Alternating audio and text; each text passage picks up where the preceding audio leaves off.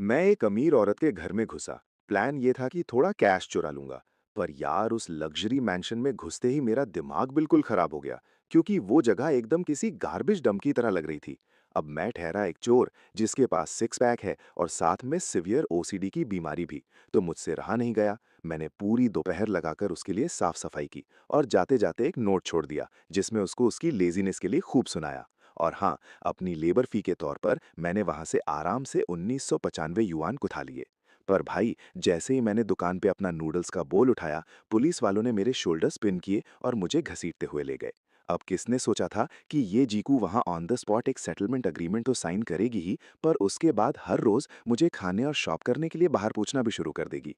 हद तो तब हो गई जब वो हर बार बिल पे करने के लिए मुझसे लड़ने लगती थी। मुझे इस बात का एहसास तब तक नहीं हुआ जब तक वो ग्लास ऑफ वाइन मेरे गले से नीचे नहीं उतरी। अगले दिन सुबह जब मेरी आंखें खुली, तब जाके मुझे रियलाइज हुआ कि मैं तो कब का उसका प्रे बन चुका था, जो उसकी हथेली पर आराम से बैठा था।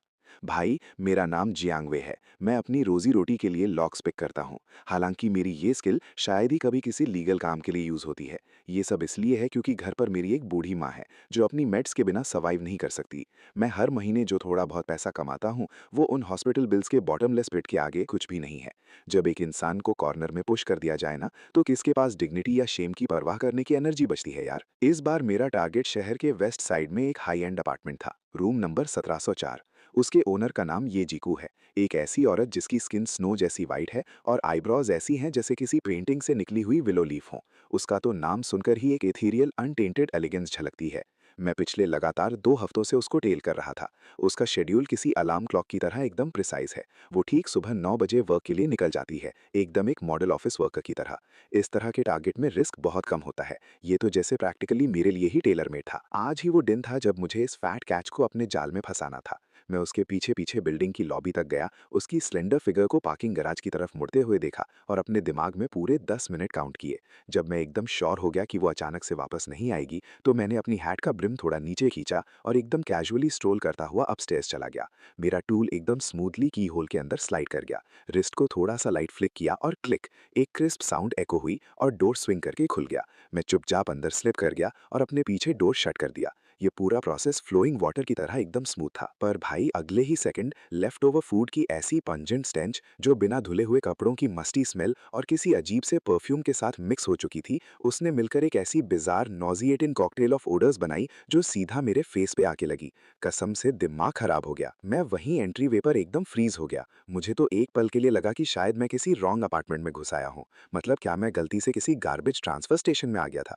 भाई, मुझे पता है कि आजकल के यंग पीपल थोड़े मेसी हो सकते हैं, पर इतनी गंदगी का ये गॉड टियर लेवल! यहाँ तक कि मैं जियांग वे, जो दावा करता है कि उसने सब कुछ देखा है और जो सालों तक अंडरवर्ल्ड में सर्वाइव कर चुका है, आज मेरी भी आंखें खुली की खुली रह गई। सोफा पर कपड़ों का माउंटेन जैसा पाइल बना हुआ था। कोई बता ही नहीं सकता था कि इसमें क्या क्लीन है और क्या डर्टी। कॉफी टेबल पर टेक आउट बॉक्सेस किसी लीनिंग टावर की तरह स्टैक किए हुए थे। उनमें अभी भी हाफ ईटन फूड पड़ा हुआ था। उनमें से कुछ पर तो ग्रीन मोल्ड भी ग्रो कर रही थी। छी यार! फ्लोर पर तो कदम रखने तक की जगह नहीं थी। स्नैक बैग्स, कॉस्मेटिक बॉटल्स और हाफ ओपन डिलीवरी बॉक्सेस हर जगह स्कैटर्ड थे। मुझे तो सीरियसली डाउट हो रहा था कि क्या वो कभी अपने घर के फ्लोर को टच भी करती है या बस बादलों पे फ्लोट करती रहती है। ये सब क्या बवासीर है भाई? क्या ये सच में उस फेरी लाइक ये जीक्यू का घर है? कहाँ गई वो इथीरियल एलिगेंस? क्या इस रूम की टॉक्सिक एयर ने उसको पूरी तरह डिसॉल्व कर दिया? मेरी जो थोड़ी बहुत प्रोफेशनल एथिक्स बची थी ना, उसको एक ओवरवेलमिंग वेव ऑफ नौजिया ने झट से निकल लिया। मेरी हड्डियों में जो एक डीप रूटेड नीट फीक बैठा है, वो इस लेवल ऑफ फिल्थ को एब्सोल्युटली टॉलरेट नहीं कर सकता था। मेरे अंदर एक नेमलेस रेज फ्लेयर अप होने लगा। इतना beautiful apartment, great ventilation, north और साउथ फेस करता हुआ, एक्सक्विजिटली डेकोरेटेड, वो एक पिग्स्टाई में इस तरह कैसे रह सकती है? ठीक है भाई, तू जीती, स्टीलिंग वेट कर सकती है। अगर मैंने इस जगह को क्लीन करके किसी ह्यूमन हैबिटेशन के लायक नहीं बनाया ना, तो लानत है मुझ पर। मुझे तो यहाँ चोरी करते वक्त खड़े होने के लिए क्लीन स्पॉट भी नहीं मिलेगा। अगर ये बात बाहर निकल गई ना, तो मेरे इस प्रोफेशन का फाउंडर शेम से ही मर जाएगा। मैं अपना टूल बैग दरवाजे के पास फेंका, अपनी स्लीव्स ऊपर फोल्ड की और काम पे लग गया। लगातार 4:30 बजे दोपहर तक मैं वहीं लगा रहा। सोच यार, मैं जियांग वे, एक बढ़िया दिखने वाला लौंडा जो ठीक-ठाक फिजिकल लेबर करता है, जिसके पास एक जेंटलमैन थीफ वाले सिक्स पैक हैं। मैं वहां यूशी कियाओ के लग्जरी होम में एक वॉलंटियर जैनिटर बनके पसीने से नहा रहा था। ट्रैश बाहर निकालना, टेबल्स वाइप करना, फ्लोर्स पर पोछा मारना, उन कपड़ों को सॉर्ट करना जो देखने में काफी एक्सपेंसिव लग रहे थे। जो टांगने थे उन्हें टांगा, जो धोने थे उन्हें धोया। भाई सिंक में डूबे हुए बर्तनों में तो कसम से अपना ही अलग इकोसिस्टम ग्रो हो रहा था। बाथरूम का तो और बुरा हाल था। कॉस्मेटिक बॉटल्स हर जगह इधर-उधर गिरी पड़ी थीं। मैं पूरे टाइम अपने मन में उसे गालियां दे रहा था। ये सब करना ना एक के बाद एक लगातार 18 लॉक्स पे करने से भी ज़्यादा एग्जॉस्टिंग था। जब तक मैंने आखिरी ट्रैश बैग बांधा, तब तक बाहर आसमान एकदम डार्क हो चुका था। अपने सामने एकदम ब्रांड न्यू जैसे लिविंग रूम को देखकर, वो फ्लोर जो इतना शाइनी हो गया था कि तू उसमें अपनी शक्ल देख ले, सब कुछ एकदम नीटली ऑर्गेनाइज्ड और हवा में एक हल्की सी लेमन वाली खुशबू जो आनी चाहिए, भाई मैंने एक बहुत लंबी साई ऑफ रिलीफ ली। मेरे अंदर ना एक अजीब सा ridiculous sense of accomplishment feel हो रहा था, पर यार मैं पूरी तरह से थक के चूर हो चुका था। फिर मैं चुपचाप उसके बेडरूम में स्नीक कर गया, ये देखने के लिए कि वहाँ कुछ वैल्यूएबल है या नहीं। नाइट स्टैंड के ड्रॉर में कैश और कुछ ज्वेलरी का एक मेसी सा ढेर पड़ा था। पूरा चेक करने के बाद देखा तो वहाँ ज़्यादा कैश नहीं था। टोटल 1895 युआन थे। उस कैश की गड्डी को हाथ में पकड़ कर ना मुझे फाइनली थोड़ा बेटर फील हुआ। मैंने सोचा ठीक है भाई, इसको ही मैं अपनी हार्ड अर्न्ड लेबर फी मान लेता हूँ। भले ये पे आउट उस फिजिकल लेबर के आगे कुछ भी नहीं था, जो मैंने अभी उसके घर को चमकाने में लगाया था। वहाँ मुझे एक स्टिकी नोट मिला और अपनी सबसे डैशिंग हैंडराइटिंग यूज़ करते हुए मैंने उसके लिए एक मैसेज छोड़ दिया। इतना बढ़िया अपार्टमेंट है तुम्हारा और देखो तुमने इसका क्या कबाड़ा बना रखा था। एक चोर होने के बाद भी मेरे से ये देखा नहीं गया। जैसे ही तुम वर्क के लिए निकली, मैंने सफाई शुरू कर दी थी। मेरा पूरा दिन निकल गया इसमें। मैं सीरियसली एग्जॉस्टेड हूँ। तुम्हारे ड्रॉअर में जो थोड़ा लूज़ चेंज पड़ा था, वो मैं अपनी लेबर फ़ी के तौर पे ले रहा हूँ। अगर फ्यूचर में तुम्हारे पास सच में टाइम नहीं होता, तो एक पार्ट टाइम मेड हायर कर लेना। वो नोट जो मेरी इंडिग्नेशन और एक चोर की प्रोफेशनल कंसर्न से भरा था, कॉफ़ी टेबल पर रखकर मैंने अपने 1895 युआन की वेज पॉकेट में डाली, अपना टूल बैग उठाया और अपनी एग्जॉस्टेड बॉडी को उस बैटलफील्ड से घसीटते में निकल गया जहां मैंने पूरा दिन जंग लड़ी थी। दूसरी तरफ ये जीक्यू अपनी एग्जॉस्टेड बॉडी को घसीटते हुए अपने फ्रंट डोर तक पहुंची। आज कंपनी में काम एकदम इनक्रेडिबली क्योटिक था। उसे ऐसा लग रहा था जैसे उसकी सारी एनर्जी ड्रेन हो चुकी है। अभी उसको बस अपने हील्स किक ऑफ करने थे और खुद को उन सॉफ्ट कपड़ों के ढेर में गाड़ कर बस वहीं लेट जाना था। उसने लॉक में अपनी की इंसर्ट की और धीरे से घुमाया। क्लिक। दरवाज़ा खुला। वो फ़ैमिलियर स्मेल, वो जो बासी खाने और परफ्यूम का कॉम्प्लेक्स मिक्स था, वो उसके मुंह पर वैसे हिट नहीं किया जैसी उसको एक्सपेक्टेशन थी। उसकी जगह लेमन की एकदम रिफ्रेशिंग और जेंटल सेंट आई। ये जीक्यू का पैर हवा में ही फ्रीज़ हो गया। क्या ये मेरा घर है? जैसे उसको किसी ने इलेक्ट्रिक्यूट कर दिया हो, उसने जल्दी से अपना पैर पीछे खींचा। एकदम डाउट से भरी हुई, उसने ऊपर डोर नंबर की तरफ देखा, 1704। हाँ भाई, यही है। यही मेरा कचरे का घर है। अरे नहीं, मतलब मेरा रॉयल सैंक्चुरी है। उसने फिर से संभल कर आधा अंदर झांका। उसकी आंखें अचानक शौक से पूरी फटी की फटी रह गईं। वो फ्लोर, जिसको हर तरह के ट्रैश ने निगल लिया था, अब एकदम स्पॉटलेस था और नई की तरह शाइन कर रहा था। यहाँ तक कि उसमें उसकी डम्फाउंडेड और शॉक्ड शक्ल भी साफ दिख रही थी। सोफा पे जो कपड़ों का पहाड़ था, वो बिना किसी ट्रेस के वैनिश हो चुका था और उसकी जो एक्सक्विजिट अपॉस्ट्री थी ना, वो अब क्लियर दिख रही थी। Oh my God, coffee table! वो तो लगभग भूल ही गई थी कि उसकी कॉफ़ी टेबल क्लियर ग्लास की बनी हुई थी। किसी गाँव के बम्पकिन की तरह जो पहली बार किसी ग्रैंड मैंशन में घुस रहा हो, वो एकदम कॉशियसली टिपटो करते हुए अंदर आई, इस डर से कि कहीं वो इस स्ट्रेंज पर फ़ैमिलियर टेरिटरी को गंदा ना कर दे। उसने धीरे से अपने मुँह में बुदबुदाया, होली क्रैप! जहाँ भी उसने देखा, बस प्योर क्लेanलीनेस और ऑर्डर था। वो भागकर अपने बेडरूम में गई।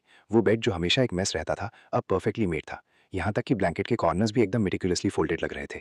काँपते हुए उँगलियों से उसने क्लोजेट का डोर खोला। अंदर के कपड़े कलर और सीज़न के हिसाब से सॉर्ट किए हुए थे और एकदम इनक्रेडिबली नीटली टंगे हुए थे। भाई हद तो तब हो गई जब उसने देखा कि उसकी कार्टून प्रिंट पैंटीज़ और सेक्सी लेस लंजरी भी एकदम नीटली फोल्ड करके उनके डेजिग्नेटेड ऑर्गेनाइजर्स में रखी हुई थी, जिसमें से धूप और साफ पानी की एकदम फ्रेश सेंट रेडिएट हो रही थी। उसके मुंह से एकदम गास्प निकल गया और उसने अपने चीक्स पकड़ लिए। भाई उसको ऐसा फील हुआ जैसे उसके पैरों के सोल से आग की हीट सीधा उसके हेड के टॉप तक शूट कर गई हो। किचन में स्टेप इन करना तो और भी ज्यादा अनबिलीवेबल था। वहां के काउंटर्स एकदम मिरर्स की तरह शाइन कर रहे थे। वो स्पॉटलेस रेंज हुड में उसकी थोड़ी डेज्ड और अस्टोनिश शक्ल साफ रिफ्लेक्ट हो रही थी। सिंक में जो डिशेस का माउंटेन था, वो बिना किसी ट्रेस के वैनिश हो चुका था और सारे बर्तन डिश रैक पर एकदम ड्राई और क्लीन बैठे थे। उसके दिमाग में चल रहा था, क्या किसी फेरी गॉडमदर ने इस जगह को ब्लेस किया है या ऑफिस का कोई सीक्रेट एडमायरर मुझे विन ओवर करने की कोशिश कर रहा है। एक मिनट रुको, टोटल सिर्फ दो कीज ही तो है। एक मेरे पास है और दूसरी। जैसे ही उसके ब्रेन का सीपीयू ओवरलोड होने वाला था, उसकी गेस लिविंग रूम की उस ओवरली क्लीन कॉफी टेबल पर पड़ी। वहां एक बहुत ही आई कैचिंग स्टिकी नोट रखा था। वो चल के गई और उसने नोट पिकअप किया। भाई उसकी हैंडराइटिंग तो एकदम डैशिंग थी। उसमें लिखा था, इतना नाइस अपार्टमेंट है तुम्हारा और देखो तुमने इसका कैसा ट्रैश बना रखा था। एक थीफ होने के बाद भी मेरे से ये देखा नहीं गया। तुम्हारे वर्क पे निकलते ही मैंने क्लीनिंग स्टार्ट कर दी थी। मेरा पूरा डैम डे लग गया इसमें। मैं सीरियसली एग्जॉस्टिंग हूँ। तुम्हारे ड्रॉअर में जो 1000 के आसपास युआन पड़े थे, वो मैं अपनी लेबर फी के तौर पर ले रहा हूँ। अगर फ्यूचर में तुम्हारे पास सच में टाइम नहीं होता ना, तो एक पार्ट टाइम मेड हायर कर लेना। एक थीफ? ये चिक्कू एकदम से रियलिटी में स्नैपबैक हुई। वो भागकर अपने बेडरूम के नाइट स्टैंड के पास आई और ड्रॉअर को झटके से यांक ओपन किया। भाई सही में वो मैसी कैश का ढेर वहां से गायब था। उसके तो हवा ही टाइट हो गई। पैरों से लेके सर तक एक चिल शूट कर गया। उसके घर में रॉबरी हुई थी। पर यार क्या इस थीफ का दिमाग खराब है? उसने किसी ज्वेलरी या इलेक्ट्रॉनिक्स को टच तक नहीं किया। उसने सिर्फ कैश लिया, वो भी 2000 युआन से कम। और उसके बाद उसने उसके घर की ऐसी डीप स्पॉटलेस क्लीनिंग की जिसमें जीरो ब्लाइंड स्पॉट्स थे। ऊपर से इतना थॉटफुली एक नोट छोड़ दिया उसे लेक्चर देते हुए। क्या इस स्टोरी का प्लॉट थोड़ा सा ऑफ द रेल्स नहीं जा रहा? अचानक उसे लिविंग रूम के पॉटेड प्लांट में छुपे हुए हिडन माइक्रो कैमरा की याद आई। उसने जल्दी से अपना फोन पुल आउट किया फुटेज चेक करने के लिए। उसने फास्ट फॉरवर्ड किया और फिर फास्ट फॉरवर्ड किया। स्क्रीन पर दिखा, उसके जाने की थोड़ी देर बाद ही एक टॉल मैन ने इनक्रेडिबल स्किल के साथ डोर अनलॉक किया। ये जिक्कू का हार्ट एक बीट स्किप कर गया। लो आ गया चोर। उसने देखा जैसे ही वो मैन एंटर हुआ, उसका एग्जैक्ट सेम रिएक्शन था जो अभी थोड़ी देर पहले खुद उसका था। वो कंप्लीटली स्टन था। कैमरा ने उसके फेस पे आए उस फ्लीटिंग शॉक को परफेक्टली कैप्चर किया था। और साथ ही वो indescribable sense of mental collapse भी साफ दिख रहा था। उसके जस्ट बाद एकदम रिडिकुलस सीन अनफोल्ड हुआ। उसने वैल्यूएबल्स के लिए जगह को रैंसैक करना स्टार्ट नहीं किया। उसकी जगह वो उस खाली स्पेस में फ्रीज होकर खड़ा हो गया। उसके पिक्सटाई जैसे घर को घूरता रहा और खुद को काम करने के लिए एक डीप ब्रेथ ली। फिर जैसे कोई फर्म डिसीजन ले रहा हो, उसने अपना छोटा डैक डोर के पास सेट डाउन कर दिया। और उसके बाद भाई, कैमरा ने एक ऐसी लाइव ब्रॉडकास्ट फेथफुली रिकॉर्ड की जिसको हाउसकीपिंग इंडस्ट्री में एक मिरेकल ही कहा जा सकता है। ट्रैश बाहर निकालना, टेबल्स वाइप करना, फ्लोर्स मॉप करना, क्लोथ सॉर्ट करना। उसके मूवमेंट्स एकदम स्विफ्ट, डिसाइसिव और लास्ट डिटेल तक एकदम मेटिकुलस थे। स्पेशली तब जब उसने कैमरा पर देखा कि वो मैन डीपली फ्राउन कर रहा है, पर फिर भी उसके इधर उधर फेंके हुए कपड़ों को केयरफुली हैंड वॉश कर रहा है, जिसमें उसकी क्यूट लिटिल लेस पैंटीज भी शामिल थीं। भाई ये चिक्कू का फेस इंस्टेंटली फ्लश होके कानों तक रेड हो गया। ये सच में वे टू एम्बैरेसिंग था। पर किसी रीजन से उसकी आंखें स्क्रीन से ग्लू हो चुकी थी। वो स्ट्रेंज मैन का फिगर जो स्वेट से ड्रिप कर रहा था, कभी कभी स्टबन स्टेन्स को देखकर अटली डिस्कस्टेड लगता, तो कभी किसी टफ स्पॉट को क्लीन करने के बाद सेटिस्फैक्शन में स्लाइटली नॉट करता। उसकी साइड प्रोफाइल को देखते हुए वो सडनली अपने आप को स्माइल करने से रोक नहीं पाई। डीप डाउन उसके अंदर एक इनडिस्क्राइबेबल फ्लटर स्टोर होने लग गया था। जिस वे में उसने हाउसवर्क पर फोकस किया था, उसके शार्प रेजोल्यूट फेशियल फीचर्स, उसका हर मूवमेंट जिसमें उसके फर्म और टोन मसल्स रिवील हो रहे थे, स्पेशली जब वो ओकेजनली बेंड ओवर करता था और उसके सिक्स पैक की लाइंस फेंटली शो होती थी। स्टॉप, व्हाट द हेल, मैं ये क्या सोच रही हूँ? वो एक खीफ है। उसने दिमाग को झटका। सर्वेलेंस फुटेज का फाइनल फ्रेम उस मैन पर रुका जो कैश की गट्टी पकड़ के जाने के लिए टर्न हो रहा था। ये जिक्को अपने फोन को हक करके सोफा पर कर्ल अप हो गई। उसका हार्ट चेस्ट में काफी इरेटिकली बीट कर रहा था। ऐसा लग रहा था जैसे उसके दिमाग में किसी ने रिप्ले बटन प्रेस कर दिया हो और सब कुछ अनकंट्रोलेबली लूप पर प्ले हो रहा हो। एक हैंडसम और वेल बिल्ट मैन जिसको क्लीनिंग का एक बिजार ऑब्सेशन था, उसकी दुनिया में इतने रिडिकुलस और क्वर्की वे में स्टेप कर चुका था। भाई जितना वो इस बारे में सोच रही थी ना, उसका फेस उतना ही और हॉट फील कर रहा था। और जितना उसे याद आ रहा था, उसकी हार्ट बीट उतनी ही फास्ट होती जा रही थी। काफी देर बाद उसने एक डीप ब्रेथ ली, अपनी रेसिंग हार्ट और उन जलते हुए चीक्स को काम करने के लिए। और फिर उसने चुपचाप एक डिसीजन ले लिया। उसकी स्लेंडर पेल फिंगर्स हल्की सी ट्रेंडल कर रही थीं जब उसने अपना फ़ोन पिकअप किया और स्क्रीन अनलॉक किया। उसकी वॉइस में एक हल्की सी, मुश्किल से नोटिसेबल शाइनेस थी, जो एक सीक्रेट एक्साइटमेंट के साथ मिक्स हो रखी थी। उसने कॉल पे बोला, हेलो, क्या ये 911 है? मुझे एक क्राइम रिपोर्ट करनी है। मेरे घर पर अभी-अभी एक बहुत ही स्ट्रेंज थीफ आया था। सीन कट होता है मेरी तरफ। ये जीक्यू के घर से निकलने के बाद सड़कों पर पहले ही अंधेरा छा चुका था। मैं उन 1000 के आसपास युआन को अपनी पॉकेट में डालकर फूड स्ट्रीट की तरफ वॉन्डर करता हुआ निकल गया। पर मुझे ऐसा लग रहा था जैसे मेरी पॉकेट्स ही मुझे नीचे दबा रही हैं। कैश के वेट से नहीं भाई, बल्कि मेरी चेस्ट में जो हैवी फ्रस्ट्रेशन भरी थी उसकी वजह से। ये जॉब एकदम टोटल लॉस मेकिंग एंडेवर बन के रह गई थी। अगर किसी को पता चल गया ना, तो इंडस्ट्री में मेरे पीयर्स हंस-हंस के अपने दांत तोड़ लेंगे। मेरी बॉडी पूरी तरह फॉल अपार्ट कर रही थी। मेरी स्पिरिट ड्रेन हो चुकी थी और मेरा पेट इतना खाली था कि मेरी पीठ से टच हो रहा था। कॉर्नर पे ओल्ड चेन की फ़ैमिलियर नूडल शॉप के पास पहुंचते ही मेरी बॉडी दिमाग से भी ज़्यादा तेज़ भागी। मैं सीधा अंदर चला गया। बॉस, एक लार्ज बोल बीफ नूडल्स देना, एक्स्ट्रा मीट और एक्स्ट्रा एग के साथ। मैंने एक बिल उस ग्रीसी टेबल पर पटक दिया। मेरी वॉइस से साफ पता चल रहा था कि मैं पूरे दिन की क्लीनिंग के बाद कितना एग्जॉस्टेड हूँ। ओल्ड चेन ने अपनी यूजुअल फ़ैमिलियरिटी के साथ रिप्लाई किया, अभी लाया छोटे भई, आज तो काफ़ी बीट लग रहा है ना? मैंने बस एक ग्रंट करके रिस्पॉन्स दिया, कॉर्नर में एक स्पॉट देखा और वहाँ जाकर ढेर हो गया। वो शॉप बोन ब्रॉथ की कंफर्टिंग अरोमा और स्ट्रीट्स की उस डाउन टू अर्थ वाइब से भरी हुई थी। इस सब ने फाइनली मुझे थोड़ा वेगली फील कराया कि मैं उस यूजुकी के बैटलफील्ड से एस्केप करके वापस अपनी रियल वर्ल्ड में रिट्रीट कर चुका हूँ। जल्दी ही नूडल्स मेरे सामने सर्व हो गए। मैंने अपनी चॉपस्टिक्स पिकअप की, उसे थोड़ा स्टर किया, गरम स्टीम पर फूंक मारी और बस पहली बाइट लेने ही वाला था कि भाई, ठीक उसी मोमेंट पर पुलिस यूनिफॉर्म्स में कुछ लोग अचानक से अंदर बर्स्ट इन हुए। कोई नहीं हिलेगा, पुलिस। इससे पहले कि मैं प्रोसेस कर पाता कि हो क्या रहा है, मेरे दोनों आर्म्स को एकदम वायलेंटली मेरे बैक के पीछे ट्विस्ट कर दिया गया। क्लैक! वो कोल्ड स्टील हैंडकफ्स मेरे रिस्ट्स के चारों तरफ टाइटली लॉक हो गए। वो नूडल्स जो मेरे मुंह के पास लटक रहे थे, वो वापस बोल में गिर गए और ग्रीस की कुछ बूंदें उछल गई। शॉप के बाकी डाइनर्स एकदम शॉक में मुझे घूर रहे थे। सारी आंखें इंस्टेंटली मुझ पर ही लॉक हो गईं। मेरा दिमाग बस करने लगा और कंप्लीटली ब्लैंक हो गया। भाई, इस लाइन ऑफ वर्क में होने के बाद पकड़ा जाना ऑनेस्टली बस कुछ ही टाइम की बात थी। अंधेरे में ज़्यादा लंबा चलोगे तो एक ना एक दिन भूत से मुलाकात तो होगी ही। नदी के किनारे कोई हमेशा के लिए नहीं चल सकता बिना अपने जूते गीले किए। पर यार, ये दिन इतनी जल्दी क्यों आ गया? वो कैमरा, हाँ, वही, पक्का कोई सर्वेलेंस कैमरा ही होगा। ये जीक्यू के अपार्टमेंट में ज़रूर कोई हिडन कैमरा रहा होगा। Damn it!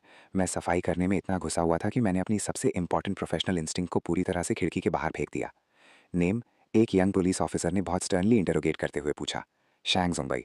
मैंने अपना सर नीचे झुका लिया। मेरा फेस ऐसा लग रहा था जैसे जल रहा हो। इसलिए नहीं कि मैं पकड़ा गया था, बल्कि सिंपली इसलिए क्योंकि जिस वे में मैं पकड़ा गया ना, वो सच में बहुत डैम ह्यूमिलिएटिंग था।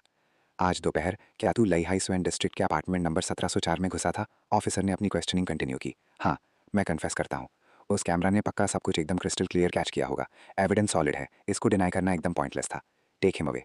मुझे 2 ऑफिसर्स ने मोबाइल शॉप से बाहर एस्कॉर्ट किया और धक्का मारते हुए पुलिस कार में डाल दिया। कार विंडो से मैंने देखा कि बाहर लोग मुझ पर उंगलियां उठा रहे थे और ओल्ड चेन का चेहरा वो पूरी तरह शॉक और पिटी से भरा हुआ था। सब ओवर हो गया। इस बार तो मैं सच में फंस गया। Breaking and entering. भले ही जो मनी चुराई है वो ह्यूज नहीं है, पर मुझे अंदर डालने के लिए इतना भी काफ़ी है। मेरी बूढ़ी माँ अभी भी हॉस्पिटल में पैसों का वेट कर रही है। मैं सच में एक नंबर का यूजलेस पीस ऑफ ट्रैश हूँ। उस इंटेरोगेशन रूम की उन आंखें चौंधिया देने वाली ब्लाइंडिंगली ब्राइट लाइट्स के नीचे बैठ के ना, मैंने शुरू से लेके एंड तक पूरी स्टोरी उगल दी। एक एक चीज़ एकदम क्लियरली कन्फेस कर ली। कैसे मैंने वो लॉक पिक किया, कैसे वो कबाड़ खाना देख के मेरी बोलती बंद हो गई थी, और कैसे किसी भूत के साए की तरह मैं उस जगह की साफ सफाई करने लग गया। और हाँ, वो जो 1195 युआन मैंने अपनी लेबर फी के चक्कर में उठाए थे, वो भी बता दिए। यहाँ तक कि मैंने ये भी बता दिया कि मैं उसको उसकी लेज़ीनेस के लिए स्कोल्ड करते हुए एक नोट भी छोड़कर आया था। भाई, जो ऑफ़िसर मेरी स्टेटमेंट ले रहा था ना, उसकी शक्ल देखने वाली थी। उसका पूरा मन था ज़ोर से हँसने का, पर बेचारा बहुत हार्ड ट्राई कर रहा था अपनी हँसी होल्ड करने का। बोला, "ज़ैंगवे, अब तेरी इस सिचुएशन को मैं क्या मानूँ? बीट चोरी में तेरा दिमाग बदल गया और तूने कोई पुण्य का काम कर दिया, या तुझे दूसरों की हेल्प करने में मज़ा आता है?" मैंने भी रोनी शक्ल बनाते हुए बोला, ऑफिसर सर, मैं गिल्टी प्लीड करता हूँ। बस मेरे हाथों में ना खुजली मचने लगी थी। वो इतने लेवल की गंदगी मेरे से बर्दाश्त ही नहीं हुई। मैंने उन पैसों में से एक चवन्नी भी स्पेंड नहीं की है। वो अभी भी मेरी पॉकेट में है। मैं पूरे के पूरे रिटर्न कर दूंगा। जो भी पनिशमेंट बनती है मुझे मंजूर है। सारा पेपर वर्क निपटने के बाद उन्होंने मुझे एक होल्डिंग सेल में डाल दिया। उस घटिया से सख्त बेड पे लेटे हुए मैं बस ब्लैंकली सीलिंग को घूर रहा था। दिमाग एकदम टैंगल्ड मेस बन चुका था। सैकड़ों डिफरेंट फीलिंग्स एक साथ मिक्स हो रही थी। अगले दिन सुबह मैं वहाँ बैठा अपनी लाइफ कॉन्टेम्पलेट ही कर रहा था कि एक करेक्शनल ऑफिसर मेरे पास आया। जैंगवे, मेरे साथ चल। मुझे लगा भाई अब एक और इंटेरोगेशन होगी, तो मैं चुपचाप अपना सर झुकाए उसके पीछे पीछे मीकली चल पड़ा। पर मेरे दिमाग के किसी कोने में भी ये गैस नहीं आया था कि उस रिसेप्शन रूम में उन यूनिफॉर्म्ड ऑफिसर्स के अलावा वहाँ एक औरत भी खड़ी होगी। उस रिसेप्शन रूम की हवा में ना एक अजीब सी सटल और इनडिस्क्राइबेबल टेंशन भरी हुई थी। मैंने अपना सर नीचे ही रखा। मेरी चिन लगभग मेरी चेस्ट को टच कर रही थी। मैंने बस डरते डरते अपनी आंख के कॉर्नर से उसकी जेंटल फिगर की एक झलक देखी। ये जीक्यू ने आज एक लाइट ब्लू ड्रेस पहनी हुई थी। उसके लंबे सिल्की काले बाल उसके शोल्डर्स पर गिर रहे थे। वो एक पुलिस ऑफिसर के बगल में खड़ी थी। उसके माथे पर थोड़ी सी कन्फ्यूजन थी, पर वहाँ कुछ और भी था। कुछ ऐसा जिसको शब्दों में बताना मुश्किल है। एक इनएक्सप्लिकेबल सेंस ऑफ जॉय। "तुम ज़ैंगवे हो, करेक्ट?" एक ओल्डर ऑफिसर ने पहले बोलना शुरू किया। "हमारी इन्वेस्टिगेशन और मिस ये जीक्यू से बात करने के बाद कुछ डिटेल्स हैं जो हमें तुम्हारे साथ क्लैरिफाई करनी है।" मेरा हार्ट एकदम से क्लेंच हो गया। मैंने उस फाइनल वर्डिक्ट के लिए खुद को ब्रेस कर लिया। सबसे पहली बात, लोकल रेगुलेशंस के हिसाब से किसी पर क्रिमिनल थेफ्ट चार्ज लगाने की जो थ्रेशोल्ड है, वो आमतौर पर 2000 युआन पर सेट होती है। वही लाइन है। वो ऑफिसर एक पल के लिए रुका। उसने पहले मेरी तरफ देखा और फिर ये जीक्यू की तरफ। उस दिन तुमने जितना अमाउंट लिया था मिस ये ने वो कंफर्म कर दिया है। वो टोटल 1895 युआन था और ये अमाउंट इनफैक्ट किसी क्रिमिनल केस की थ्रेशोल्ड को मीट नहीं करता। उस ऑफिसर की टोन अब थोड़ी क्लियर हो गई थी। इसके अलावा जहाँ तक मिस ये जीक्यू की बात है, उन्होंने पूरी सर्कमस्टांसेस को समझने के बाद अपनी मर्जी से एक लेटर सबमिट किया है अपनी कंप्लेंट विड्रॉ करने के लिए। उन्होंने साफ स्टेट किया है कि वो तुम्हारे खिलाफ कोई चार्जेस प्रेस नहीं करेंगी। भाई ये सुनते ही मेरी गर्दन झटके से ऊपर उठी। मैं एकदम डिसबिलीफ में ये जीक्यू को घूर रहा था और कोइंसिडेंस देख ठीक उसी टाइम वो भी मेरी तरफ देख रही थी। हमारी आंखें अनएक्सपेक्टेडली हवा में ही मीट कर गईं। भाई किसी डर के मारे हिरन की तरह मैंने तुरंत अपनी नज़रें वहाँ से हटा ली। सबसे स्ट्रेंज बात तो ये थी कि उसके उन गोरे गोरे चीक्स पर एक सस्पिशियस ब्लश आके चला गया। मतलब सोच रहा है तू, मैंने ये जीक्यू के अपार्टमेंट का लॉक पिक किया, वहाँ से 1000 से ऊपर युआन का कैश चुराया और वो चार्जेस प्रेस करना तो दूर की बात, उनको ड्रॉप करने के लिए लेटर भी दे आई। फाइनली उस ऑफिसर ने अपना गला साफ किया। वो अब बहुत हार्ड ट्राई कर रहा था एक सीरियस एक्सप्रेशन मेंटेन करने का। तुम्हारे एक्शंस इलीगल ट्रेसपासिंग में ज़रूर आते हैं और तुम्हारा इंटेंट भी थेफ्ट कमिट करने का था। हालांकि एक्ट के स्पेसिफिक सर्कमस्टेंसेस को देखते हुए ये सिचुएशन सच में काफ़ी अनयूजुअल थी। सब कुछ ध्यान में रखते हुए ये तुम्हारा फर्स्ट ऑफेंस है और तुम्हारा एटीट्यूड बहुत कोऑपरेटिव रहा है। क्योंकि इन्वॉल्व्ड अमाउंट प्रोसिक्यूशन की थ्रेशोल्ड को मीट नहीं करता और हमें विक्टिम की तरफ से कंप्लेंट का फुल विड्रॉल मिल चुका है, इसीलिए हमने केयरफुल कंसिडरेशन के बाद एक फाइनल डिसीजन लिया है। हम इस मैटर में कोई क्रिमिनल इन्वेस्टिगेशन ओपन नहीं करने वाले। कोई क्रिमिनल केस नहीं। भाई मैं बच गया। खुशी की इस अचानक आई इतनी भरी वेव ने तो मेरे को एकदम डिजी सा कर दिया था। पर तभी ना उस ऑफिसर की टोन अब्रप्टली शिफ्ट हो गई। एकदम सख्त आवाज में बोला, कानून कोई जोक नहीं है। किसी के प्राइवेट रेजिडेंस में ऐसी अनलॉफुल एंट्री करना अपने आप में लॉ की क्लियर वायलेशन है। इस इंसिडेंट के इस पिक्यूलियर नेचर को देखते हुए और इसका हमारे सोशल ऑर्डर पे जो पोटेंशियल इम्पैक्ट पड़ सकता है उसको ध्यान में रखते हुए वो एक सेकंड रुका और बोला, इसलिए हमारा फाइनल डिसीजन ये है कि हम तुम्हें 15 दिन की एडमिनिस्ट्रेटिव डिटेंशन की सज़ा दे रहे हैं। इसके अलावा तुम्हें पूरी लीगल एजुकेशन भी दी जाएगी। हम होप करते हैं कि तुम इस टाइम को एक डीप सेल्फ रिफ्लेक्शन के लिए यूज़ करोगे। आज के बाद से अपना सर हमेशा ऊंचा रखना और एक अपस्टैंडिंग पर्सन बन के जीना। भाई साहब, कहाँ एक पूरी प्रिजन सेंटेंस का खतरनाक डिजास्टर और कहाँ सिर्फ 15 दिन की डिटेंशन। ये तो वैसा ही था जैसे किसी को मौत की सजा मिलती और अचानक उसे क्लेमेंसी माफी मिल जाए। कसम से ये सुन के इतना लाइट फील हो रहा था ना, जैसे मैं अभी हवा में उड़ जाऊंगा। मैंने जोर जोर से सर हिलाते हुए कहा, आई एक्सेप्ट, मैं पक्का रिपेंट करूंगा और खुद को रिफॉर्म करूंगा। Thank you government, thank you officers. मेरी छाती पर जो एक ह्यूज वेट रखा था ना, वो फाइनली सॉलिडली उतर चुका था। सारी फॉर्मेलिटीज कंप्लीट होने के बाद मैं चुपचाप उस गार्ड के पीछे चल पड़ा। अब मुझे सीधा डिटेंशन सेंटर में एस्कॉर्ट किया जाने वाला था। पर जैसे ही मैं वहां से निकलते हुए ये जीक्यू के पास से गुजरा ना, मैं खुद को रुकने से रोक नहीं पाया। मैंने उसकी तरफ एक झलक देखी। मेरे दिमाग में इमोशंस का एक पूरा व्हर्लविंड चल रहा था। बड़ी मुश्किल से एकदम ऑकवर्डली मेरे मुंह से निकला, मिस ये, थैंक यू। मुझे सीरियसली नहीं पता था कि अपनी ही विक्टिम को फेस करते टाइम मेरे चेहरे पर कैसा एक्सप्रेशन होने चाहिए। सोचना यार, ब्रेकिंग एंड एंटरिंग करने के बाद भी आखिर में ना तो मेरा कोई क्रिमिनल रिकॉर्ड बना और ऊपर से मुझे एक 15 दिन का all inclusive legal education retreat मिल गया। मेरा ये एक्सपीरियंस तो सच में दुनिया का सबसे one of the kind experience होगा। ये जीक्यू ने अपना सर ऊपर उठाया। उसके चीक्स पर जो ब्लश था ना, वो अभी तक फेड नहीं हुआ था। उसने जल्दी से अपनी वॉइस लोअर की और बोली, to be honest, thank you तो मुझे बोलना चाहिए। थैंक यू मेरे प्लेस को इतनी थरोली क्लीन करने के लिए। वो पहले कभी इतना टाइडी नहीं था। बोलते बोलते उसकी वॉइस इतनी सॉफ्टर होती जा रही थी जैसे किसी मच्छर की बजिंग हो। तभी मेरे बगल में खड़े गार्ड ने एकदम पॉइंटेडली अपना गला साफ किया। मैं जल्दी से वहां से आगे बढ़ तो गया, पर अंदर से ऐसी फीलिंग आ रही थी जैसे किसी ने मेरे अंदर एक पूरा स्पाइस रैक धक्का मार के गिरा दिया हो। एकदम स्वीट, सावर, बिटर और स्पाइसी फीलिंग्स का पूरा कचरा। भाई उस औरत के दिमाग में आखिर चल क्या रहा है। खैर, वो 15 दिन की डिटेंशन तो जैसे आंख झपकते ही निकल गई। हर रोज लीगल रेगुलेशन स्टडी करने के अलावा मैं अपना बाकी पूरा टाइम अपनी लाइफ पर रिफ्लेक्ट करने में लगाता था। अब मैंने पूरी तरह से फिगर आउट कर लिया था कि मैं वापस कभी इस क्रिकेट पाथ पर किस्मत आजमाने नहीं जाऊंगा। इस बार तो मैं इनक्रेडिबली लकी निकल गया, पर अगली बार क्या होगा ये कोई नहीं बता सकता। भले ही अपनी उस एल्डरली माँ के लिए जो हॉस्पिटल के बेड पर पड़ी है, मुझे अब एक डिसेंट ऑनेस्ट जॉब ढूंढनी ही पड़ेगी। जब मैं डिटेंशन सेंटर के गेट से बाहर निकला, बाहर की सनलाइट इतनी ब्राइट थी कि मेरी आंखों में पानी आ गया। मैंने बाहर की इस फ्री एयर में एक लंबी डीप ब्रेथ ली। मैं अपनी लाइफ का एक न्यू लीफ टर्नओवर करने के लिए एकदम रेडी था। पर जैसे ही मैं सड़क के स्ट्रीट कॉर्नर तक पहुंचा, एकदम स्नो वाइट टैक्सी चुपचाप आके ठीक मेरे बगल में रुकी। उस कार की विंडो स्लोली नीचे आई और अंदर से एक डेलिकेटली मेड अप फेस बाहर दिखा। ये जीक्यू एकदम फ्लश्ड और काफी चार्मिंग लग रही थी। जैंगवे, तुम बाहर आ गए, वो बोली। भाई मैं तो वहीं स्पॉट पर फ्रीज हो गया। मेरे दिमाग में खतरे की अलार्म बेल्स बजने लग गई। ये औरत अब फिर से क्या चाहती है भाई? मिस ये क्या कुछ रॉन्ग है? क्या केस क्लोज नहीं हो गया था? मैंने थोड़ा डरते हुए पूछा। दिमाग घूम रहा था कि ये यहाँ कर क्या रही है।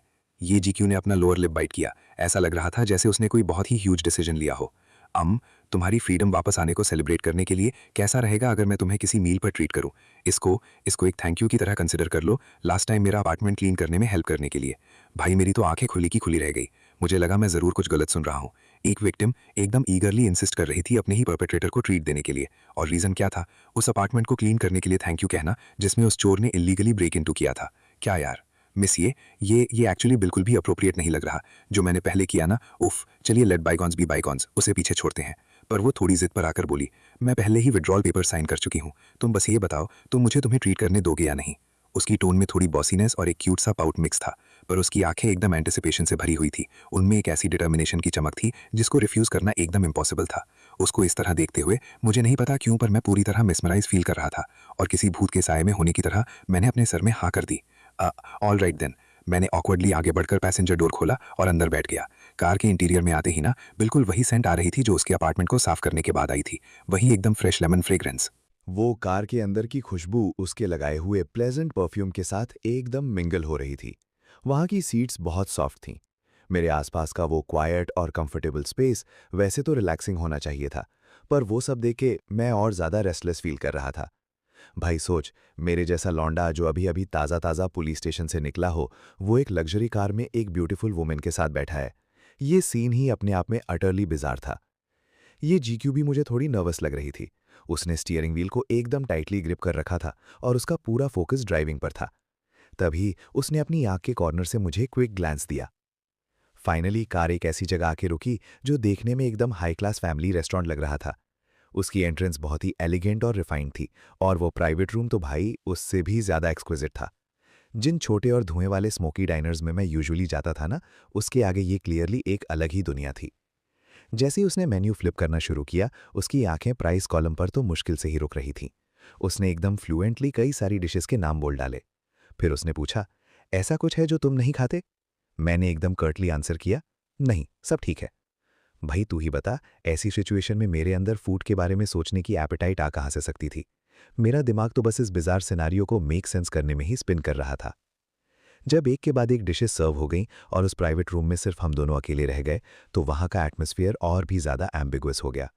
पूरी टेबल एक्सक्विजिटली अरेंज डेलिकेसी से भरी हुई थी। वो दिखने में, उनकी स्मेल और श्योरली उनका टेस्ट भी अमेजिंग रहा होगा, पर मेरे मुंह में हर एक चीज़ का टेस्ट वैक्स की तरह एकदम ब्लैंड लग रहा था। मिस ये, आपने मेरी हेल्प क्यों की और आप मुझे ये मील ट्रीट क्यों दे रही हैं? आखिर मैं एक वो आखिरी वर्ड मेरी टंग की टिप पर था, पर मेरी औकात नहीं हुई उसको आगे बोलने की। पर उसको एग्जैक्टली पता था कि मेरा क्या मतलब है। ये जीक्यू के फेस पर एक फेंट ब्लश आ गया। उसने अपनी चॉपस्टिक से एमलेसली अपने बोल के राइस को पोक किया और उसकी वॉइस एकदम लो मर्मर में ड्रॉप हो गई। एट फर्स्ट मैं काफ़ी अपसेट थी और ऑनेस्टली मैं सच में बहुत स्कैर्ड थी।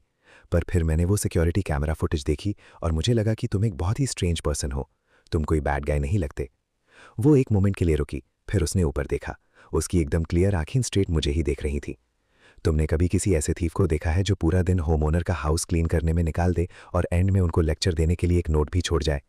तुम्हें पता है, जब तुम फ्लोर पर मॉप लगा रहे थे, जिस तरह से उन स्टबन स्टेन्स को देख के तुमने अपने टीथ ग्रिट किए थे, और जब तुम मेरे अंडरवेयर सॉर्ट और फोल्ड कर रहे थे, तब तुम्हारे फेस पर जो लुक था, इतना डिस्कस्टेड पर फिर भी इतना सीरियस, तुम्हें आइडिया भी है कि वो कितना फनी लग रहा था? भाई मेरा फेस तो ऐसे जलने लगा जैसे आग लग गई हो। मेरी नेक से लेके फोरहेड तक मैं बस ब्लश ही किए जा रहा था। मतलब उसने सच में पूरी कैमरा फुटेज देखी थी और वो भी एक एक डिटेल्स के साथ। ये तो बहुत मॉडिफाइंग था यार। वो बस मेरी neat freak tendencies acting up कर रही थी। मैं अपनी एम्बैरेसमेंट को कवर करने के लिए कुछ और बोलने ही वाला था कि तभी ये जीक्यू ने अचानक से एक रेडियंट स्माइल दी। मुझे पता है, इसीलिए ही मुझे लगता है कि तुम बहुत स्पेशल हो। उसने फूड का एक पीस मेरे बोल में रखा। उसका डेमीनर अब थोड़ा और नेचुरल हो गया था। इन एनी केस, मुझे सच में तुम्हें थैंक यू बोलना चाहिए। उस दिन जब मैं घर आई और सब कुछ इतना टाइडी देखा, तो मुझे लगा जैसे मेरी होल वर्ल्ड ब्राइटन अप हो गई। बिसाइड्स मैंने किसी को बोलकर चीज़ों के बारे में थोड़ा लुक इनटू करवाया था। मुझे पता है कि तुम्हारी मदर हॉस्पिटल में है और तुम्हारे पास मनी शॉर्ट है, तो मेरा हार्ट अचानक से एक बीट स्किप कर गया। मैंने उसको एकदम वैरीली घूरा। उसने मेरे बारे में इन्वेस्टिगेट करवाया था। इसका रॉन्ग आइडिया मत लेना, मेरे कोई और इंटेंशंस नहीं है। मैं बस तुम्हारी हेल्प करना चाहती थी। तुम्हारी मदर के हॉस्पिटल बिल्स, मैंने उनका एक पोर्शन पहले ही पे कर दिया है। तुम्हें अभी उसकी वरी करने की ज़रूरत नहीं है। हॉस्पिटल बिल्स उसने मेरे लिए पे कर दिए। भाई उसकी बातें मुझे किसी बॉम्ब शेल की तरह हिट हुई। मेरा माइंड कंप्लीटली ब्लैंक हो गया। नहीं, मैं ये मनी एक्सेप्ट नहीं कर सकता। हम स्ट्रेंजर्स हैं। बिसाइड्स मैंने बिना सोचे समझे ब्लट आउट कर दिया। पर ये जीक्यू ने मेरी बात बीच में ही कट कर दी। वो स्लाइटली फॉरवर्ड लीन हुई और कुछ सेंटीमीटर्स मेरे और पास आ गई। उसकी वार्म ब्रेथ उसके परफ्यूम की सेंट के साथ मिक्स होकर प्रैक्टिकली मेरे फेस को ब्रश कर रही थी। उसकी वॉइस में अचानक से एक एक्स्ट्रा लेयर की बिविचिंग वार्मथ आ चुकी थी। मैंने कहा था ना कि मैं तुम्हें ये लैंड कर रही हूँ, फ्री में नहीं दे रही। अगर तुम्हें इसको लेकर गिल्टी फील हो रहा है तो तुम मुझे स्लोली पे बैक कर सकते हो। मैं पॉसिबली नहीं कर सकता। इंस्टिंक्टिवली मैं ये बोलना चाहता था कि मैं तो कोई डिसेंट जॉब भी नहीं ढूंढ सकता। मैं इतने पैसे लौटाऊंगा कहाँ से यार। जैसे ही मैंने ऊपर देखा, मेरी नजरें सीधा उसकी आंखों से जाके टकराई। उसकी वो आंखें ना एकदम रिपलिंग वाटर की तरह स्पार्कल कर रही थी और उनमें मेरा ये पथेटिक सा हाल एकदम क्लियरली रिफ्लेक्ट हो रहा था। इस डेट को सेटल करना बहुत ईजी है, वो गोली। कैसा रहेगा अगर तुम मेरा हाउस क्लीन करने में हेल्प करते रहो और अपना डेट पे ऑफ कर दो। देखो, मैंने तुम्हारा उस दिन का cleaning work over and over check किया है। मैं सीरियसली एक्सट्रीमली सेटिस्फाइड हूं। फिर थोड़ी देर रुके बोली, 1,000 पर सेशन। कैसा साउंड कर रहा है भाई? 1,000 पर सेशन? ये प्राइस तो मार्केट रेट से इतना ज्यादा ऊपर था ना। और वो भी थोड़ा बहुत नहीं, बहुत ज्यादा। ऊपर से ये words help me clean my house जब उसके लिप्स से निकले ना, वो भी इतनी प्रॉक्सिमिटी और उसकी आंखों के उस लुक के साथ, भाई इस ऑफर का फ्लेवर ही कंप्लीटली चेंज हो गया था। अब ये सुनकर ऐसा बिल्कुल नहीं लग रहा था कि यहाँ सिर्फ प्योर मैनुअल लेबर की बात हो रही है। मेरी चेस्ट में मेरा हार्ट इतनी वाइडली पाउंड कर रहा था ना, एकदम आउट ऑफ कंट्रोल। मेरा एडम्स एप्पल इनवॉलंटरीली ऊपर नीचे हुआ। ऐसा फील हो रहा था जैसे हवा में countless tiny electric currents silently दौड़ रहे हों। उस प्राइवेट रूम का टेम्परेचर भी जैसे कुछ डिग्रीज और राइज हो गया था। क्या तुम्हारा एग्जैक्टली मतलब क्या है? मैंने थोड़ा हकलाते हुए पूछा। वो आराम से अपनी चेयर पर पीछे लीन हुई, अपना वाइन ग्लास उठाया और उसे एक जेंटल स्वर्ल देके बोली, एग्जैक्टली वही जो सुनने में लग रहा है। पर उसकी गेज मेरी ही तरफ ग्लूड थी, एकदम अनवेवरिंग। भाई, उस थैंक यू डिनर के बाद से, जिसमें ये जीक्यू और मेरे बीच ऐसी बिजार एटमॉस्फेयर थी ना, वहां से ऐसा लग रहा था जैसे हमारे बीच एक इनक्रेडिबली स्ट्रेंज बॉन्ड बन चुका था। हर 3 या 4 दिन में उसके मैसेजेस एकदम राइट ऑन टाइम पहुंच जाते थे। मैसेज का कंटेंट हमेशा सेम होता था, पर उसकी tone incredibly matter of fact लगती थी। जैंगवी, हाउस फिर से एकदम मैस हो रखा है, आ जाओ और क्लीन कर दो। और हर मैसेज के एंड में हमेशा 1,000 का मनी ट्रांसफर होता था। मैं हर बार खुद को यही बोलता था कि मैं बस अपना डेट पे ऑफ कर रहा हूं और ये एक लेजिटिमेट जॉब है। पर यार, जब भी मैं चाबी से रूम 1704 का डोर अनलॉक करता, उस अपार्टमेंट को देखता, जो भले ही पिछली बार जैसा हॉरिफाइंग नहीं था पर अभी भी इनक्रेडिबली मैसी तो था ही, मुझे अंदर से हमेशा एक indescribable sense of hesitation feel होती थी। यहाँ मेरा एग्जैक्टली रोल था क्या? एक प्राइवेट क्लीनर, या फिर कुछ प्रोजेक्टेड डिजायर्स और एक्सपेक्टेशंस के लिए बस एक प्लेथिंग? जब मैं वहाँ क्लीन कर रहा होता था तो ये जीक्यू कभी घर पर होती थी और कभी नहीं। पर भाई, जब भी वो घर होती ना, तो सोफा पर एकदम डीप कर्ल अप करके बैठ जाती, पिलो पर अपना लैपटॉप रख के या तो वर्क हैंडल करती या मूवीज बिंज वॉच करती रहती, और बीच बीच में उसकी आंखें स्क्रीन से ड्रिफ्ट अवे होके मेरे इस बिजी फिगर को फॉलो करती। उसका वो लुक किसी होम ओनर वाला नहीं लगता था जो वर्कर को सुपरवाइज कर रहा हो। उसके बजाय वो ऐसी लगती थी जैसे किसी पीस ऑफ आर्ट को एडमायर कर रही हो। भाई, वो मुझे इतना सेल्फ कॉन्शियस कर देता था ना कि मेरी स्पाइन में एक चिल सी दौड़ जाती थी, और यहाँ तक कि मेरे मॉप करने का तरीका भी थोड़ा जेंटलर हो जाता था। एक बार तो मैं किचन में पुराने ग्रीस के एक बहुत ही स्टबन पैट से प्रैक्टिकली रेसल कर रहा था। वो अपनी उन फ्लफी स्लिपर्स में शफल करते हुए पास आई। हे जैंगवी, क्या तुम्हें बस क्लीनिंग करनी आती है? मुझे भूख लग रही है। मैं हर टाइम ये टेकआउट ऑर्डर कर करके एकदम सिक हो चुकी हूँ। मैंने ऊपर देखने की भी जहमत नहीं उठाई और थोड़ा स्नैप करते हुए वापस बोला, अगर टेकआउट से इतनी ही सिक हो तो खुद को करना सीख लो ना। पर मुझे नहीं आता ना। उसकी वॉइस में वही पाउट वाला हिंट था। तुम्हें बाकी चोर्स में इतना हैंडी देख के लग रहा है कि शायद तुम्हारी कुकिंग भी बुरी नहीं होगी, राइट? चलो अपने थोड़े स्किल्स शो ऑफ करो। मुझे नहीं पता भाई कि मैं उसकी उस टोन से प्रोवोक हो गया या डीप डाउन में सच में कुछ प्रूव करना चाहता था, पर एकदम किसी पजेस्ड बंदे की तरह मैंने अपने हाथ का वो रैक फेंक दिया, हाथ धो लिया और जाके उसका रेफ्रिजरेटर खोल दिया। उसके अंदर काफ़ी सारे इंग्रेडिएंट्स वेल स्टॉक थे जो देखने में सब रिसेंटली बॉट लग रहे थे। क्या खाना है तुम्हें? मैंने अपनी एकदम स्टिफ टोन में पूछा। तुम जो भी बना दो वो फाइन है, मैं खा लूँगी। भाई, उस दिन फ्रिज में जितने भी अवेलेबल इंग्रेडिएंट्स थे ना, उनका यूज़ करके मैंने 3 डिशेस और एक सूप का सिंपल मील विप अप कर दिया। Sweet and sour spare ribs, steamed fish, garlic stir fried broccoli और साथ में एक बोल टमेटो एग ड्रॉप सूप का। देखने में तो वो सारी बहुत ही ऑर्डिनरी होम कुक डिशेस लग रही थी, पर मैंने हीट और उनकी सीजनिंग एकदम परफेक्टली सेट की थी। जब खाना टेबल पर सर्व हुआ ना, ये जेक्यू ने जैसे ही उन रिब्स का फर्स्ट बाइट लिया, भाई उसकी आंखें इमीडिएटली कर्व होके एकदम हैप्पी क्रेसेंट्स बन गई। जैंगवी, ये सो फ्रीकिंग गुड है यार। उसके बाद तो उसने अपनी पूरी इमेज अबैंडन कर दी और बिल्कुल एक स्टॉर्म की तरह खाना शुरू कर दिया। अपने मुंह में राइस शवल करते हुए वो बस मुझे प्रेजेस मम्बल किए जा रही थी। भाई ये तो किसी 5 स्टार होटल के शेफ से भी बेटर है। तुम्हारे कुकिंग स्किल्स तो एब्सोल्युटली टॉप नॉच हैं। उसको इस तरह मज़े से, एकदम रेलिश के साथ खाते देखकर मेरे दिल में जो एक रिलक्टेंस थी ना, वो अचानक से थोड़ी फेड हो गई। मुझे तो अंदर ही अंदर एक फेंट, सटल सेंस ऑफ अकम्प्लिशमेंट भी फील होने लगी। भाई, उस मील के बाद से ये जीक्यू के मुझे क्लीन करने के लिए बुलाने की फ्रीक्वेंसी ड्रामेटिकली इंक्रीज हो गई। और तो और, अब फोकस क्लियरली क्लीनिंग और ऑर्गेनाइजिंग से हटकर किचन में कुकिंग पर शिफ्ट हो गया था। फिर एक दिन की बात है, मैंने उसके बताए हुए एरिया को बस टाइडी अप किया ही था और मैं किचन की तरफ मूव ऑन करने ही वाला था कि उसने मुझे लिविंग रूम में बुला लिया। जैंगवे, लेट्स मेक अ डील। उसकी वॉइस में एक अलग ही अम्यूजमेंट भरी हुई थी। देखो, तुम क्लीनिंग में तो प्रो हो ही, और तुम्हारी कुकिंग मेरे टेस्ट को एकदम परफेक्टली सूट करती है। और मेरी बात करूं तो मुझे एक रिलायबल पर्सन की कमी खल रही है, जो मेरे डेली चोर्स को टेक केयर कर सके। कैसा रहेगा अगर तुम बाहर के ये ऑड जॉब्स करना बंद कर दो और यहाँ आके मेरे full time live in housekeeper बन के काम करो? क्या बोलते हो? Live in? Full time live in? मैंने हैरानी से पूछा। एग्जैक्टली, महीने के 10,000, जिसमें रूम एंड बोर्ड भी इंक्लूडेड होंगे। और मैं तुम्हारी मदर के सारे मेडिकल एक्सपेंसेस भी कवर करूंगी। जब तक वो फुली रिकवर नहीं हो जाती, मैं सब टेक केयर करूंगी। तो क्या कहते हो? इन टर्म्स के साथ तुम्हारे पास रिफ्यूज करने का कोई रीजन तो बचा नहीं होगा, राइट?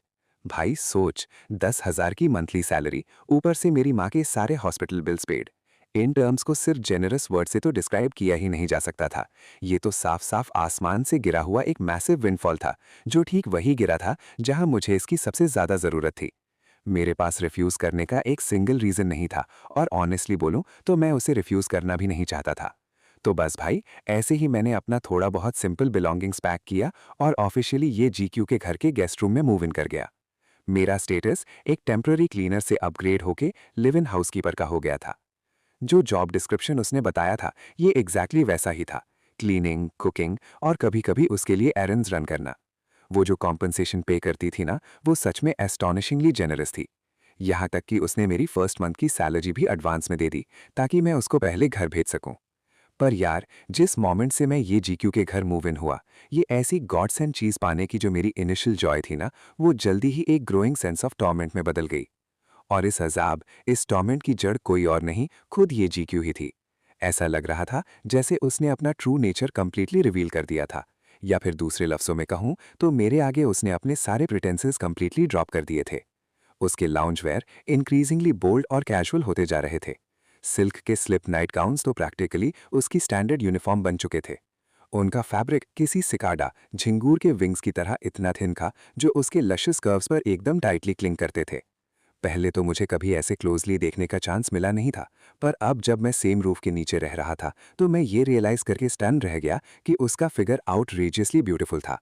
वो एकदम किसी वाइल्ड रोज की तरह थी, जो फ्रीली ग्रो कर रहा हो, वाइब्रेंट और ऑस्टेंटेशियस, जिसमें से एक इंटॉक्सिकेटिंग फ्रेग्रेंस एक्सूड होती रहती थी। और मेरी बात करूं तो मैं ये सो कॉल्ड हाउसकीपर हर दिन इस एक्सट्रीम विजुअल स्टिम्युलेशन के अंदर अपनी सैनिटी की आखिरी श्रेड मेंटेन करने के लिए बस स्ट्रगल ही कर रहा था। मैं रिपीटेडली खुद को वॉर्न करता था, जैंगवे, तू यहाँ वर्क करने आया है। ये तेरी बॉस है जो तेरी सैलरी पे कर रही है। तेरी मदर के मेडिकल बिल्स इसके हाथों में है। एब्सोल्युटली कोई भी इनअप्रोप्रिएट थॉट्स एंटरटेन मत करना।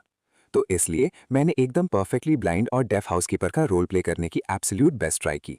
जब वो ऐसे स्कैंटिली ड्रेस्ड होकर मेरे आगे बैक एंड फोर्थ स्वे करती थी, मैं इमीडिएटली अपना सर नीचे कर लेता था और टेबल वाइप करने पर फोकस करता था। जब वो कुछ उठाने के लिए बेंड होती और उसके अल्योरिंग कर्व्स रिवील होते, तो मैं एकदम अब्रप्टली टर्न अवे कर लेता था और स्टोव पर चल रही फ्लेम का साइज स्टडी करने लग जाता था। पर सबसे बड़ी प्रॉब्लम पता है क्या थी? ये जीक्यू जैसा लगता था एकदम डिटर्मिन्ड थी मेरे सेल्फ कंट्रोल की लिमिट्स टेस्ट करने के लिए। वो खुशी खुशी और रिपीटेडली मेरी बाउंड्री लाइन पर डांस करती रहती थी। टाइम ऐसे ही बीता गया। मेरी एक लिव इन हाउसकीपर वाली ऑकवर्डनेस और उसकी केयरफ्री ईज के बीच फंसा हुआ कैलेंडर के पेजेस क्वाइटली फ्लिप होते रहे। फिर एक वीकेंड की आफ्टरनून को वो चेंज करके अपने बेडरूम से बाहर निकली। जैंगवे, लेट्स गो, मेरे साथ थोड़ी देर के लिए बाहर चलो। कहाँ? मैंने पूछा।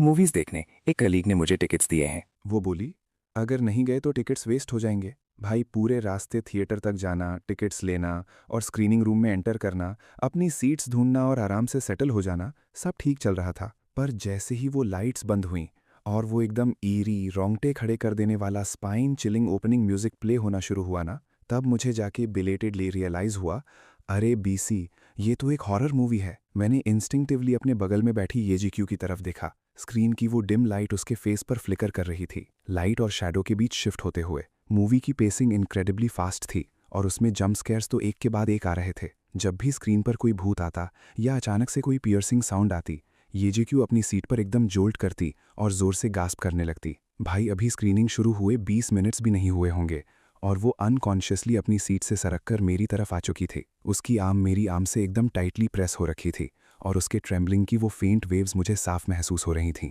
हे, तुम ठीक तो हो ना? मैंने धीरे से पूछा। हाँ, मैं ठीक हूँ। उसने टफ एक्ट करने की कोशिश की, पर उसकी आवाज़ क्लियरली शेक कर रही थी।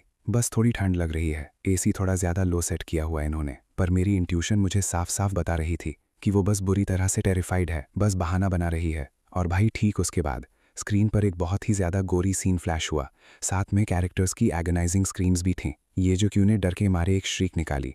उसकी पूरी बॉडी अचानक मेरी तरफ श्रिंक हुई और उसने अपना सर सीधा मेरी चेस्ट में छुपा लिया। एक एकदम सॉफ्ट वार्म वेट अनएक्सपेक्टेडली आके मेरे एम्ब्रेस में गिर पड़ा। उसकी बॉडी की वो प्लेजेंट सेंट जो थिएटर के पॉपकॉर्न की स्वीट स्मेल के साथ मिक्स हो रखी थी, सीधा मेरी नाक में चली गई। मेरी बॉडी इंस्टेंटली स्टिफन हो गई। मेरे हाथ हवा में ही होवर कर रहे थे। समझ नहीं आ रहा था कि इनको रखूं कहाँ। मेरा माइंड कंप्लीटली ब्लैंक हो गया और मेरे आर्म्स में सिर्फ उसकी सॉफ्ट शिवरिंग बॉडी रह गई। वो सेंसेशन इतनी शॉकिंगली विविड थी यार। अगर तुम डर रही हो तो चल देखना बंद करते हैं। नहीं, हम ऐसा नहीं कर सकते, टिकट्स वेस्ट नहीं कर सकते। उसने मेरा चेस्ट में अपना फेस छुपाते हुए ये मम्बल किया, पर उसकी बातों से लग नहीं रहा था कि वो मेरे एम्ब्रेस से बाहर आने का कोई इंटेंशन रखती है। और इसी तरह मूवी का पूरा सेकंड हाफ उसने प्रैक्टिकली मेरे आर्म्स में कर्ल अप होके ही देखा। मैं किसी जायंट ह्यूमन बॉडी पिलो में टर्न हो चुका था। मेरी तो एक मसल हिलाने की औकात नहीं थी। धीरे धीरे एकदम ऑकवर्डली मैंने एक्सट्रीम कॉशन के साथ उसकी बैक पर अपने हाथ रैप किए। डर लग रहा था कि गलती से भी कहीं वहां टच न कर दूं जहां मुझे नहीं करना चाहिए। भाई स्क्रीन पर क्या चल रहा था मैंने तो एक सिंगल थिंग अब्जॉर्ब नहीं की। मेरे सारे सेंसेस को मेरे आर्म्स में बैठी उस औरत ने कंप्लीटली हाईजैक कर लिया था। उसके हेयर मेरी चिन पर ब्रश कर रहे थे, जिससे मुझे अजीब सी टिंगल हो रही थी। उसकी ब्रेथ मेरे कपड़ों के फैब्रिक के थ्रू आ रही थी। ऐसा लग रहा था जैसे मेरी स्किन स्कॉच कर रही हो। उसकी सॉफ्टनेस मेरे ऊपर इतनी टाइटली प्रेस हो रखी थी ना, भाई कसम से ये सच में इस वर्ल्ड का सबसे स्वीटेस्ट टॉर्चर था। जब मूवी एंड हुई और लाइट सडनली फ्लिक ऑन हुई तो वो मेरे आर्म से ऐसे स्प्रिंग होके उठी जैसे जल गई हो। उसके चीक्स पर वो लाली थी जिसे कोई इंडिस्क्राइबेबल शेड ऑफ रेड बोल सकता है। चलो चलते हैं, उसने कहा और उठकर वहां से ऐसे भागी जैसे प्रैक्टिकली फ्ली कर रही हो। मैंने एक डीप ब्रेथ ली, अपने दिल में चल रहे उस टर्मोइल को सप्रेस किया और उसके पीछे बाहर आ गया। घर लौटते वक्त कार में एक अजीब सा सटल साइलेंस था। वो ड्राइविंग पर फोकस कर रही थी और मैं अपना सर घुमाए विंडो से बाहर ब्लर होती नाइट सीनरी को देख रहा था। पर भाई वो जो मेरे आर्म्स में उसकी सॉफ्ट सेंसेशन थी ना, और मेरा जो हार्ट ड्रम की तरह पीट रहा था, वो फीलिंग लिंगर कर रही थी और बिल्कुल भी फेड होने का नाम नहीं ले रही थी। मुझे लगा कहानी यहीं एंड हो जाएगी, पर किसने सोचा था कि आधी रात को जब मैं हाफ अस्लीप होऊंगा तो मेरे बेडरूम डोर पर जेंटली नॉक होगा। जैंगवे, क्या तुम सो गए? ये जी क्योंकि आवाज़ डोर के बाहर से आई, उसमें थोड़ा रोने जैसा हिंट था। मैं ज़बरदस्ती उठकर बेड से गया और डोर ओपन किया और क्या देखता हूँ, भाई उसने एक एकदम flimsy almost transparent silk slip night gown पहना हुआ था और उसके शोल्डर्स पर एक पतला सा कार्डिगन लूजली ड्रेप था। वो एक पिलो हक किए खड़ी थी और बैरफुट नंगे पैर डोर पर थी। उसकी आंखों के किनारे थोड़े लाल थे, एकदम किसी फ्राइटेंड लिटिल रैबिट जैसी लग रही थी यार। मैं थोड़ी डर गई हूँ। मूवी के वो सीन्स लगातार मेरे सर में फ्लैश हो रहे हैं। मुझे नींद नहीं आ रही। क्या मैं यहाँ अंदर फ्लोर पर एक मैट्रेस लेकर सकती हूँ? भाई उसकी इतनी पिटीफुल स्टेट देख के और फिर उसकी उस बैरली डेयर आउटफिट पर ग्लांस डाल के मेरी टेम्पल्स वाइडली थ्रॉप करने लगी थी। मतलब उसको अपने रूम के फ्लोर पर सोने दूं? या आखिर किस काइंड की सिचुएशन थी? एक सिंगल मैन और एक सिंगल वुमन प्रैक्टिकली फायर के साथ प्ले कर रहे थे। पर भाई वो मेरी बॉस थी, वो इंसान जो मेरी सैलरी पे कर रही थी और मेरी ऐसी बेनिफैक्टर जिसने मेरी माँ के सारे हॉस्पिटल बिल्स पे किए थे। और अब वो इस वक्त इतनी स्कैर्ड थी और मुझसे इतनी स्मॉल रिक्वेस्ट कर रही थी। मैंने एक डीप ब्रेथ ली। तुम बेड पर सो जाओ, हाँ मैं फ्लोर पर अपना इंतज़ाम कर लूँगा। ये मैं कैसे कर सकती हूँ? वो बोली। इसमें कुछ भी रॉन्ग नहीं है। मेरी वॉइस एकदम फर्म थी जब मैंने क्लॉजेट से स्पेयर बेडिंग निकालना शुरू किया। तुम मेरी एम्प्लॉयर हो, एक एम्प्लॉयर का फ्लोर पर सोना कोई सेंस नहीं बनाता। वो बस साइलेंटली मुझे देखती रही। ठीक 30 सेकंड्स बाद मैंने फ्लोर पर अपना एक नीट स्लीपिंग स्पॉट सेटअप कर लिया था। तो फिर थैंक यू, उसने फाइनली एकदम सॉफ्टली रिप्लाई किया और धीरे से जेंटली मेरे बेड पर चढ़ गई। मैंने ऊपर की ओवरहेड लाइट टर्न ऑफ कर दी और बस वो dim bed side lamp on छोड़ दिया। फिर मैं जल्दी से फ्लोर वाले मैट्रेस पर लेट गया, बेड की तरफ अपनी बैक टर्न की और अपनी आंखें एकदम स्क्वीज शट कर ली। Good night सैंगवे। उसकी वॉइस बेड से आई और उसके बोलने के एंड में एक बेयरली नोटिसेबल सॉफ्ट साई थी। Good night. बेडरूम में फिर से एकदम साइलेंस छा गया। वहां अब सिर्फ हम दोनों की सॉफ्ट ब्रीदिंग रिदम्स बची थीं। पर भाई मेरा हार्ट इतनी जोर से रेस कर रहा था ना, बेड पर हो रही उसकी एक स्लाइटेस्ट मूवमेंट को भी मैं कैच कर पा रहा था। उस आधी रात में उस फ्रिक्शन की वो रसलिंग साउंड अनएक्सपेक्टेडली कई गुना मैग्नीफाई हो गई थी। मुझे खुद नहीं पता कि कितना टाइम पास हुआ होगा इस सब में, पर अपनी फिजिकल एग्जॉशन और एकदम स्ट्रिंग की तरह टाइट बाउंड माइंड के बीच फंसा हुआ मैं आखिरकार ड्रिफ्ट ऑफ हो गया और अपनी ही ड्रीम लैंड में डीप सिंक कर गया। अपने ड्रीम में मुझे ऐसा लग रहा था जैसे मैं अपनी चाइल्डहुड में रिटर्न हो गया हूँ, अपनी उस पुरानी टैबी कैट को होल्ड किए हुए जो मेरे पास बरसों से थी। वो पूरी तरह से फ्लफी और वार्म थी, जिसमें से एकदम मॉर्निंग सन जैसी स्मेल आ रही थी। उसने मेरे आर्म्स में एक कंफर्टेबल स्पॉट ढूंढ लिया था और अपने गले से एकदम कंटेंटेडली पर्र कर रही थी। मैंने अनकॉन्शियसली अपना एम्ब्रेस टाइटन कर लिया, उस वार्मथ और सॉफ्टनेस को अपने चेस्ट के और डीप पुल करते हुए अपने चीक को उसके सॉफ्ट फोरहेड पर रब करने लगा। एक अनप्रेसिडेंटेड सेंस ऑफ पीस और सैटिस्फैक्शन ने मुझे एकदम टाइटली रैप कर लिया था। भाई वो ड्रीम सच में बहुत ब्यूटीफुल था। पर सुन, उस रात हम दोनों के एक ही रूम शेयर करने के बाद से ना, ये जीक्यू और मेरे बीच की जो बाउंड्री थी वो और भी ज़्यादा ब्लर्ड और सटल हो गई। ऐसा लग रहा था जैसे उसको अम्यूज़मेंट का कोई न्यू सोर्स मिल गया हो। वीकेंड्स पर मुझे बाहर ड्रैग करके ले जाने की उसकी फ्रीक्वेंसी एकदम स्काई रॉकेट हो गई।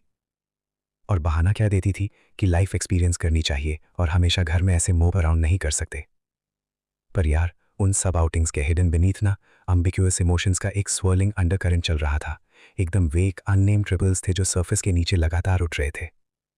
जब हम किसी आर्ट एग्जिबिशंस में जाते थे तो वो कोई फॉर्म फिटिंग ड्रेस वेयर करके आती थी, और जब मैं एग्जिबिट की डिस्क्रिप्शंस रीड करने के लिए लीन इन करता तो वो एकदम प्लेफुली मेरे बगल में लो बेंड डाउन करती थी। जब हम किसी newly open designer boutiques visit करते तो जब वो जॉ ड्रॉपिंग प्राइस टैग्स वाली ड्रेसेस ट्राई ऑन करती ना, वो फिटिंग रूम के कर्टन का एक कॉर्नर पुल बैक कर देती थी और पूछती, ज़ैंगवे, क्या ये मुझ पर गुड लुक कर रही है? भाई ये सारी फ्रीक्वेंट डेट्स और इसके साथ एक ही सेम रूफ के नीचे दिन रात स्पेंड करना, इस सब ने मेरी उसको लेके जो अंडरस्टैंडिंग थी उसे सरफेस से कहीं ज़्यादा बियॉन्ड लेवल पर लेके गया। जब वो गुड मूड में होती थी ना तो वो अपनी लाइफ की बिट्स एंड पीसेस शेयर करती थी, जिससे मैंने ग्रेजुअली उसका पूरा बैकग्राउंड पीस टुगेदर कर लिया। भाई वो एक जेन्युइन वेल्थी हेरिस थी। उसके फादर एक काफ़ी लार्ज स्केल बिजनेस रन करते थे और उसकी फैमिली एकदम वेल ऑफ थी। पर एकदम अनप्रिडिक्टेबली उसके फादर को एक टर्मिनल इलनेस ने स्ट्राइक आउट कर दिया। उनके पास अवे होने से पहले पता नहीं किस रीज़न से उन्होंने अपने कंपनी शेयर्स का बड़ा हिस्सा कहीं और ट्रांसफ़र कर दिया और पीछे सिर्फ इतना ही मनी छोड़ गए कि माँ बेटी अपनी बाकी की लाइफ कंफर्टेबली लिव कर सके। उसकी मदर को इस सब का इतना बड़ा शॉक लगा था कि अब वो खुद को डिस्ट्रैक्ट करने के लिए ऑल ईयर ट्रैवल करती रहती थी और बहुत रेयरली ही घर आती थी। और जहाँ तक खुद ये जीक्यू की बात है, वो इन हाई सोसाइटी पार्टीज़ और सोशलाइजिंग से कब की सिक हो चुकी थी और उन सब चीज़ों से उसको बस एक डिस्गस्ट ही फील होता था। मुझे वो सब बहुत डल और पॉइंटलेस लगता था, इसलिए मैंने बस टाइम पास करने के लिए एक रैंडम और ईजी एडमिनिस्ट्रेटिव जॉब पकड़ ली, उसने बताया। तब आखिरकार मैंने वो क्वेश्चन वॉइस कर ही दिया जो कब से मेरे माइंड पर वे कर रहा था। तो फिर तुमने पहले किसी पार्ट टाइम क्लीनर को हायर क्यों नहीं किया, या फिर कोई प्रॉपर लिव इन नानी ही रख लेती? सही बात है यार, उसके फैमिली बैकग्राउंड के हिसाब से किसी प्रोफेशनल हाउसकीपर को ढूंढना उसके लिए अपनी एक उंगली उठाने जितना ईजी था। उसको अपना घर इस ऐसी तैसी वाली स्टेट में गिरने देने की आखिर ज़रूरत ही क्या थी? और आखिर मेरे जैसे एक हाफ बेक थीफ को वो हायर ही क्यों करेगी भला? जब उसने मेरा ये क्वेश्चन सुना ना, तो ये जीक्यू जो उन लिलीज को एक वास में अरेंज कर रही थी जो मैं अभी लाया था, वो एक मोमेंट के लिए पॉज हो गई। उसने अपना हेड साइड में टर्न किया और मुझे देखकर एक स्माइल दी। बाहर से मैं किसी को भी हायर कर लूं, वो तुम्हारे जितना थॉटफुल नहीं होगा। भाई उसकी उस स्माइल में ना एक हिंट ऑफ सेल्फ डेप्रिकेशन, खुद पे हंसने वाली बात थी, पर साथ ही उसमें एक एम्बिग्यूअस और अनरीडेबल मीनिंग भी छिपा था। उसकी वॉइस की टोन और उसकी जेंटल गेज स्लोली मेरे फेस पर स्वीप कर रही थी। इन दी एंड उसने मुझे कभी कोई रियल आंसर दिया ही नहीं। टाइम क्वाइटली स्लिप बाय करता रहा और मैं एक नैनी का अपना रोल जगल करने और ये जीक्यू के साथ अपने रैपिडली वार्मिंग रिलेशनशिप के बीच फंसा रहा, यहाँ तक कि मेरा बर्थडे अराइव हो गया।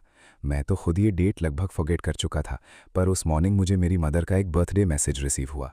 जैसे ही मेरे हार्ट में एक पैंग ऑफ सॉरो राइज हो रहा था ना, ये जीक्यू एकदम मिस्टीरियसली मेरे पास साइड लप हुई, खिसक के आई। ज़ैंगवे, आज वेदर कितना ब्यूटीफुल है।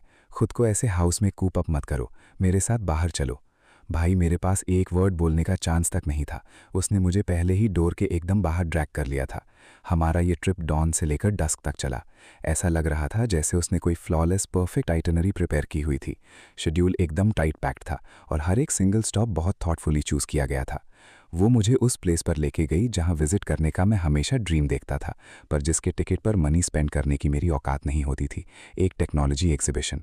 फिर हम टॉप फ्लोर के उस रिवॉल्विंग रेस्टोरेंट में गए, एक अनबिलीवेबली एक्सक्विजिट लंच के लिए।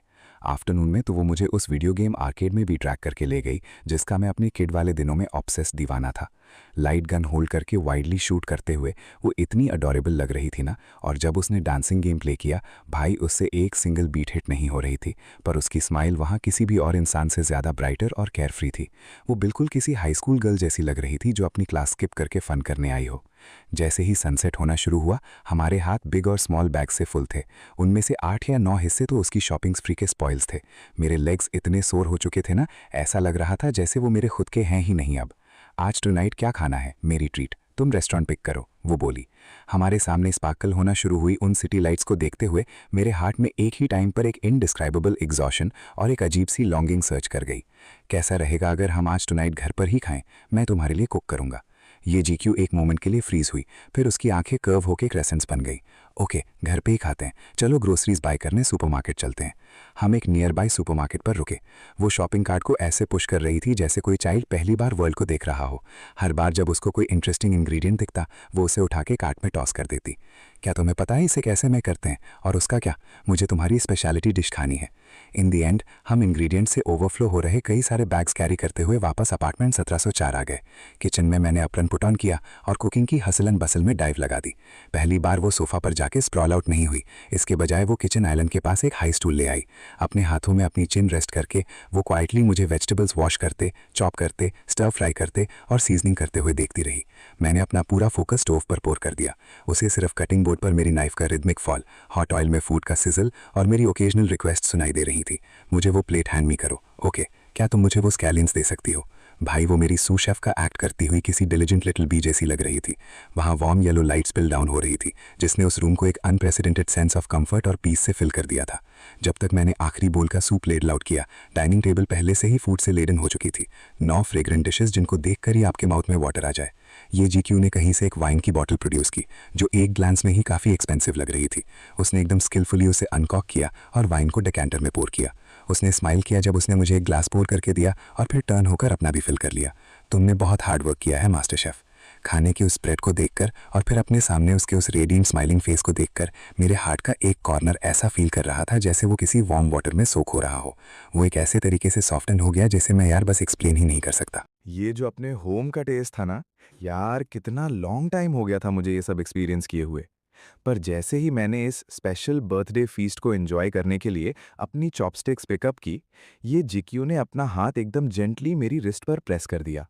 उसकी आंखों में एक एकदम मिस्चीवियस और एक्सपेक्टिंग ग्लिंट शाइन कर रही थी। अभी एक चीज और बाकी है, सबसे इंपॉर्टेंट पार्ट, तुम्हारा बर्थडे प्रेजेंट, वो बोली। मैं एकदम स्टन रह गया। क्या आज का ये सब काउंट नहीं होता? मैंने बोलना चाहा, पर उसने मुझे बीच में ही कट ऑफ कर दिया। वो एकदम स्ट्रेट स्टैंड अप हुई और मुझे लिविंग रूम के सोफा तक लीड करके वहां बैठा दिया। यहाँ सिट करो, अपनी आईज क्लोज करो, मुझे प्रॉमिस करो कोई पीकिंग नहीं करेगा। उसकी टोन थोड़ी पाउटी सी थी, जिसमें रिफ्यूज़ल का तो कोई रूम ही नहीं बचा था यार। मैंने वही किया जो उसने बोला और अपनी आईज क्लोज कर ली। मैं एक ही टाइम पर काफ़ी क्यूरियस और अम्यूज्ड फील कर रहा था। मैं सोच रहा था पता नहीं अब इस मैडम के दिमाग में कौन सी न्यू ट्रिक चल रही है। मुझे बेडरूम की तरफ जाते हुए उसके लाइट फुटस्टेप्स सुनाई दिए। एक मोमेंट के बाद डोर क्लोज होने की वो सॉफ्ट क्लिक वाली आवाज़ आई। सेकंड्स और मिनट्स एकदम स्लोली टिक बाय कर रहे थे। लिविंग रूम इतना क्वाइट था ना कि मैं वहां बैठे बैठे अपनी खुद की हार्ट बीट हियर कर सकता था। आखिर वो अंदर कर क्या रही है भाई?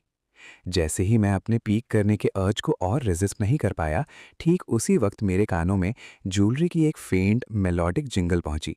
उसके साथ एक लाइट एलिगेंट फ्रेग्रेंस भी आ रही थी, जो उस परफ्यूम से कंप्लीटली डिफरेंट थी जो वो यूजुअली वेयर करती थी। ये एकदम डिस्टिंक्टली डिफरेंट और बहुत ही ग्रेसफुल सेंट थी यार। तुम अब अपनी आईज ओपन कर सकते हो। उसकी वॉइस गूंजी जिसमें नर्वसनेस और शाइनेस का एक ऐसा हिंट था जिसे मिस करना हार्ड था। मैंने स्लोली अपनी आईज ओपन की। भाई उस इंस्टेंट में ना मेरी तो सांस ही मेरे गले में अटक के रह गई। मेरे हार्ट ने पूरी तरह से एक बीट स्किप कर दी। रूम के एकदम मिडिल में लिविंग रूम की उन सॉफ्ट लाइट्स के अंडर ये जेक्यू साइलेंटली स्टैंड कर रही थी। उसने कपड़े चेंज करके एक इनक्रेडिबली मैग्निफिसेंट हैंडफू पहना हुआ था। वो एक सी ब्लू कलर का रुकन स्कर्ट सेट था। उसका मटेरियल हाईएस्ट क्वालिटी वाले सिल्क का था, जिस पर intricate winding lotus patterns embroider किए हुए थे। उसकी वाइट स्लीव्स क्लाउड्स की तरह नीचे ड्रेप कर रही थी। स्कर्ट का हेम फ्लोर पर किसी फ्लोइंग वाटर की तरह पूल हो रखा था। उसके लॉन्ग डार्क हेयर एक एलिगेंट अपडू में स्टाइल किए गए थे। बालों की कुछ लटें उसके चीक्स के बगल में आके गिर रही थी, जो उसकी स्नो जैसी वाइट स्किन को और भी ज़्यादा एक्सेंचुएट कर रही थी। भाई उसकी फीनिक्स आइज किसी पेंटिंग की तरह ब्यूटीफुल लग रही थी। वो औरत जो यूजुअली या तो सेडक्टिव होती थी या प्लेफुल, वो अब किसी ऐसी फेरी जैसी लग रही थी जो अभी अभी किसी एंशिएंट स्क्रॉल से निकल कर आई हो, एकदम इथीरियल और अदरवर्ल्डली। वो पूरी तरह एक ऐसे सेलेस्टियल ऑरा में एनवेलप थी जो इस मॉडल वर्ल्ड से एकदम अनटच लग रहा था। मेरा वो डम फाउंडेड एक्सप्रेशन देखकर उसने अपने लिप बाइट किए और सॉफ्टली स्माइल किया। उसके चीक्स पर एक फेंट ब्लश आ गया। सो ब्यूटिफुल, वो धीरे से बोली। Happy birthday. मैं तुम्हारे लिए डांस करूंगी, इसे अपना बर्थडे गिफ्ट कंसिडर करना। ये बोलते ही उसने मुझे रिएक्ट करने का कोई टाइम नहीं दिया। उसने अपना सर स्लाइटली लोअर किया। उसके स्लेंडर डेलिकेट हैंड्स ने एक बहुत ही ग्रेसफुल पोज फॉर्म किया। हवा में एक क्लासिकल मेलोडी ड्रिफ्ट होना शुरू हो गई। उसका फिगर म्यूजिक के साथ ग्रेसफुली मूव करने लगा। उसकी स्लीव्स ड्रिफ्ट करते हुए क्लाउड्स स्मोक और मिस्ट की तरह डांस और फ्लटर कर रही थी। उसकी स्कर्ट वाटर की वेव्स की तरह रिपल कर रही थी। कसम से ये सब किसी वेकिंग ड्रीम या एक इल्यूजन जैसा लग रहा था। भले ही उसका डांस टेक्निकली परफेक्ट नहीं था, उसके कुछ टर्न्स यहाँ तक कि थोड़े क्लमजी भी थे, पर उसका वो प्योर अनडिवाइडेड कॉन्सेंट्रेशन, वो होल हार्टेड डिवोशन जिसमें रिजर्वेशन का कोई नामो निशान नहीं था, और उसकी फ्लोइंग गेज में छिपा वो डीप हिडन अफेक्शन, यार इस सब में किसी भी फ्लॉलेस डांस टेक्निक से कहीं ज़्यादा पावर थी। जब उसने स्पिन किया, उसके क्लाउड लाइक हेयर और उसकी ड्रेस का हेम एक साथ हवा में उड़ने लगे। वो किसी ब्लू लोटस की तरह लग रही थी जो मूनलाइट के नीचे अपने सबसे ब्रिलियंट पीक पर ब्लूम कर रहा हो।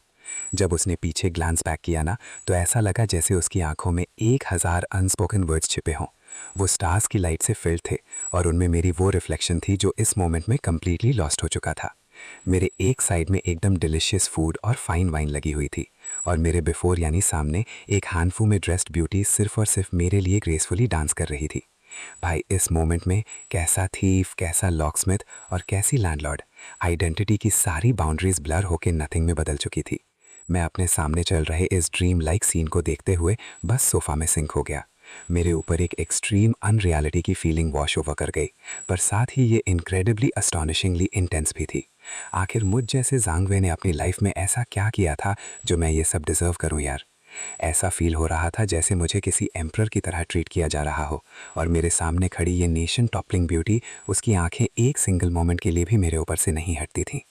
आखिर में वो डांस एंड हुआ जैसे ही उसने एक स्लाइट बाव किया और एकदम शाइली मेरी तरफ ग्लांस अप किया। अकेले बैठ के मैं ये सब सोच भी रहा हूं ना, तो मेरे ही रोंगटे खड़े हो रहे हैं। ध्यान से सुन। लिविंग रूम में एक बार फिर से एकदम साइलेंस छा गया। वहां अब सिर्फ हमारी थोड़ी रैगिड ब्रीदिंग की आवाज़ बची थी, और हवा में एक ऐसा एम्बिगुअस एटमॉस्फेयर फिल हो गया था जिसके लिए किसी वर्ड्स की ज़रूरत ही नहीं थी। वो वहीं स्टैंड करती रही जहां वो थी। उसके चीक्स फ्लश्ड थे, उसका चेस्ट जेंटली राइज और फॉल कर रहा था। थोड़ी बोल्डनेस के साथ उसमें एक हिंट ऑफ कॉयनेस, नखरा या शर्म मिक्स करते हुए उसने मेरी तरफ देखा और एकदम सॉफ्टली आस्क किया, तो क्या तुम्हें ये लाइक आया? भाई, एक सेलेस्टियल फेरी की तरह ब्यूटीफुल दिखने वाली इस लड़की को ऐसे अपनी स्पार्कलिंग आइज से मुझ पर इतनी इंटेंटली गेज करते हुए देखकर ना, मेरा हार्ट मेरी रिब से ऐसे टकरा रहा था जैसे किसी वॉर ड्रम पर ताल बज रही हो। मेरी वॉइस नोटिसेबली होर्स हो चुकी थी। मुझे ये बहुत लव आया। ये सुनते ही येजी की आइज इंस्टेंटली लिट अप हो गईं। ऐसा लगा जैसे उनकी डेप्थ्स में एक ही बार में 10,000 स्टार्स आके गिर गए हों। उसके चीक्स का वो ब्लश और भी डीपन हो गया। वो एकदम ग्रेसफुली वापस मेरे अक्रॉस आके सिट डाउन हो गईं। तो फिर चलो ये फीस्ट स्टार्ट करते हैं। हमारे मास्टर शेफ के स्किल्स टेस्ट करने का टाइम आ गया है। मैंने अपना वाइन ग्लास रेस किया और जेंटली उसके ग्लास से क्लिंग किया। वो क्रिस्प क्लियर साउंड एक अनस्पोकन सिग्नल की तरह थी जो ऑफिशियली एक ऐसी नाइट किक ऑफ कर रही थी जिसका एनीथिंग बट ऑर्डिनरी होना तो पहले से ही डेस्टिन था। भाई वो डिशेस ट्रूली डिलिशियस थीं। मैंने उनमें अपना एवरी आउंस ऑफ एफर्ट पोर कर दिया था। उनमें से हर एक मेरी प्राउडेस्ट क्रिएशन थी। हमने खाया और दिन में उस एग्जीबिशन और आर्केड में किए हुए फ़न के बारे में चैट की। वहाँ का एटमॉस्फेयर बहुत ही रिलैक्स्ड और जॉयफुल था, पर वो लगातार मेरा वाइन ग्लास रीफ़िल करती जा रही थी। लाइट और वाइन को रिफ्लेक्ट करती हुई उसकी वो ब्यूटीफुल आइज़ वाटर की तरह शिमर कर रही थीं। वो पूरा मंजर अटरली मेस्मराइजिंग लग रहा था। वो वाइन पैलेट पर एकदम रिच और मेलो थी, और पीने के बाद उसके फिनिश में फ्रूट और वुड का एक प्योर अरोमा था। भाई, अल्कोहल के लिए मेरी टॉलरेंस तो हमेशा से ही गुड रही है। मैं यूजुअली बिना किसी ट्रबल के बाइज्यू चाइनीज़ दारू की एक पूरी बॉटल हैंडल कर लेता हूँ, पर यार पता नहीं आज टुनाइट क्यों, बस वाइन के कुछ ग्लासेस पीने के बाद ही ड्रंकननेस की एक अनयूजुअली इंटेंस वेव सडनली मेरे स्टमक से निकलकर सीधा मेरे हेड में रश कर गई। मेरा हेड हैवी फील होने लगा और स्पिन करने लगा। मेरी विजन एक हेजी फॉग से कवर हो गई। टेबल के उस पार से येजीक्यू का वो रेडिएंट स्माइलिंग फेस ऐसा लग रहा था जैसे मैं उसे किसी सॉफ्ट फोकस फिल्टर के थ्रू देख रहा हूँ। वो more and more unrealistically beautiful होती जा रही थी। ऐसा फील हो रहा था जैसे किसी ने मेरे अंदर एक फायर लिट कर दी हो। वो आग जल रही थी जिसने मेरी थ्रोट को ड्राई और मेरे माउथ को बिटर कर दिया था। मेरी heart beat completely out of rhythm थी। मैंने अपना सर झटका, खुद को थोड़ा क्लियर करने की ट्राई करते हुए। मेरा हेड इतना हैवी फील हो रहा है, पर मेरी वो डिजीनेस और वर्स होती चली गई। क्या तुम श्योर हो कि तुमने टू मच ड्रिंक नहीं कर ली है? ये जीक्यू की वॉइस कंसर्न से लेस्ड थी। वो क्लोजर लीन हुई, उसकी वार्म ब्रेथ मेरे ईयर पर ब्रश कर रही थी। मैंने ऊपर उसकी तरफ देखा और उसकी आंखों से आंखें मिलाईं, जो अब ठीक मेरे सामने थी। उनमें पहले जो शाइनेस और एंटिसिपेशन थी ना, वो किसी पॉइंट पर वहाँ से वानिश हो चुकी थी। उनकी जगह वहाँ एक ट्रायम्फ का लुक था। उसकी आंखों के कॉर्नर्स की वो स्माइल डीपन हो गई। वो बिल्कुल उस कैट जैसी लुक दे रही थी जिसने अभी अभी एक फिश स्टील की हो। भाई, ये बहुत बैड है। इस वाइन के साथ ज़रूर कुछ रॉन्ग है। ये थॉट मेरे उस मडल्ड ब्रेन के अंदर एक बोल्ट ऑफ लाइटनिंग की तरह फ्लैश हुआ, पर अब बहुत लेट हो चुका था। वीकनेस की एक पावरफुल वेव मेरी एंटायर बॉडी पर वॉश ओवर कर गई। मैंने स्टैंड अप होने की ट्राई की, पर मैं सिर्फ एकदम यूजलेसली स्टंबल ही कर पाया। मेरे आर्म्स इतने लिम्प पड़ चुके थे कि मैं उन्हें लिफ्ट तक नहीं कर पा रहा था। तुम मेरी विजन स्पिन होने लगी और एकदम रेड टर्न हो गई। मेरी कॉन्शियसनेस कंप्लीटली डार्कनेस में फेड होने के ठीक पहले वाले उस आखिरी मोमेंट में मैंने डिमली येजीक्यू को स्टैंड अप होते हुए देखा। उसके फेस पर शाइनेस और जो उसको चाहिए उसे पाने की एक डिटर्मिन्ड डिज़ायर का मिक्सचर था। उसके डेलिकेट हैंड्स जेंटली उसकी वेस्ट की तरफ गए और उन्होंने उसके उस एक्सक्विजिट हानफू की सिल्क सैश को अनटाई करना शुरू कर दिया। उसकी स्मूथ स्किन लाइट के अंडर एक सॉफ्ट ग्लो दे रही थी। वो एकदम क्लोज लीन हुई। उसकी फिंगर्स जिनमें एक प्योर फ्रेग्रेंस थी, उन्होंने मेरे बर्निंग फोरहेड पर ब्रश किया। मेरे कानों में एकदम सॉफ्ट विस्पर्स पोर हुई। मेरी आंखों में एंटर होने वाली लास्ट इमेज उसके लिप्स पर वो स्मग स्माइल थी, जो शाय और बोल्ड दोनों थी। और फिर मैं कंप्लीटली डार्कनेस में सिंक हो गया। जब मैं वेकअप हुआ तो विंडो से आ रही एक ग्लेयरिंग सनलाइट ने मुझे उठाया। मेरा हेड पेन से पूरा स्प्लिट हो रहा था। मैंने अपनी ब्राउज फरो की और आंखें ब्लिंक की। मेरी ब्लरी विजन ग्रेजुअली फोकस में आई। ऊपर एक प्लास्टर सीलिंग जिसमें एक लग्जूरियस क्रिस्टल चैंडलर लगा था, और मेरे बीनीथ यानी नीचे एक इनक्रेडिबली सॉफ्ट बेडिंग थी। यार, ये वो लिविंग रूम नहीं था जहां मैं अस्लीप हुआ था। सडनली कुछ रियलाइज करते हुए मैंने एकदम अब्रप्टली अपना हेड टर्न किया। याक्यू बिल्कुल मेरे बगल में लेटी हुई थी और एकदम साउंडली स्लीप कर रही थी। उसके लॉन्ग ब्लैक हेयर उस पिलो पर किसी डार्क ओशन की तरह फैले हुए थे। उसकी थिक आईलैशेस किसी बटरफ्लाई के विंग्स की तरह क्वाइटली रेस्ट कर रही थीं। वो ब्रोकेड वाला ब्लैंकेट पता नहीं कैसे खिसक के उसकी वेस्ट तक स्लिप डाउन हो गया था, जिससे उसके बेयर राउंडेड शोल्डर्स और कॉलर बोन्स रिवील हो रहे थे। यार, मेरे हेड में ना जैसे एक लाउड एक्सप्लोजन हुआ।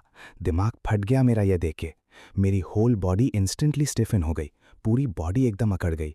यहाँ तक कि मेरी ब्रीदिंग भी स्टॉप हो गई भाई।